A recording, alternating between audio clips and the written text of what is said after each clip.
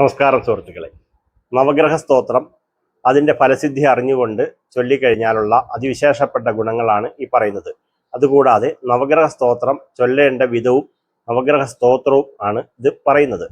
എല്ലാവരും ശ്രദ്ധയോടുകൂടി വായിച്ച് എഴുതി വെച്ചിട്ട് നിത്യവും ചൊല്ലാൻ ശ്രമിക്കുക. സൂര്യൻ ജ്ഞാനശക്തിയാകുന്നു. സൂര്യൻ്റെ സ്തോത്രം ഇങ്ങനെ വേണം ചൊല്ലാൻ. ഓം ജപാകുസുമ സങ്കാശം കാശ്യപേയം മഹാതുരിം തമോരിം സർവപാപജ്ഞം പ്രണതോസ്മിം ദിവാകരം എന്ന് ചൊല്ലുക.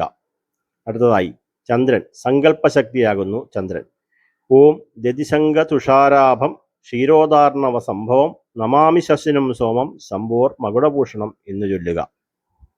അടുത്തതായി ചൊവ്വ ഇച്ഛാശക്തിയുടെ ഉറവിടമാകുന്നു. ഓം ധരണീഗർഭസംഭൂതം വിദ്യുത് കാന്തിസമപ്രഭം കുമാരം ശക്തിഹസ്തം തം മംഗളം പ്രണമാമ്യഹം എന്ന് ചൊല്ലുക. ബുധൻ ബുദ്ധിശക്തിയുടെ ഉറവിടമാകുന്നു. ഓം പ്രിയങ്കുകലികാശ്യാമം രൂപേണ പ്രതിമം ബുധം സൗമ്യം സൗമ്യഗുണോപേതം തം ബുധം പ്രണമാമ്യകം എന്ന് ചൊല്ലുക. അടുത്തതായി വ്യാഴം സർഗശക്തിയാകുന്നു. ഓം ദേവാനാഞ്ച ഋഷീണാഞ്ച ഗുരുങ്കാഞ്ചനസന്നിഭം ബുദ്ധിഭൂതം ത്രിലോകേശം തം നമാമി ബൃഹസ്പതി എന്ന് ചൊല്ലുക. അടുത്തതായി ശുക്രൻ ഭോഗശക്തിയുടെ ഉറവിടമാകുന്നു. ഓം ഹിമകുന്ദമൃണാളാഭം ദൈത്യാനാംബരമങ്കുരും സർവശാസ്ത്ര പ്രവർത്താരം ഭാർഗവം പ്രണമാമ്യഹം എന്ന് ചൊല്ലുക. അടുത്തത് ശനിയാണ്. ക്രിയാശക്തിയുടെ ഉറവിടമാണ്.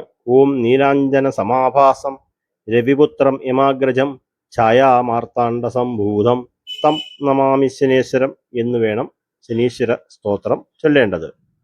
അടുത്തതായി സൃഷ്ടിശക്തിയുടെ ഉറവിടം രാഹു അർദ്ധകായം മഹാവീര്യം ചന്ദ്രാദിത്യവിമർദ്ദനം സിംഹികാഗർഭസംഭൂതം തം രാഹും പ്രണമാമ്യഹം.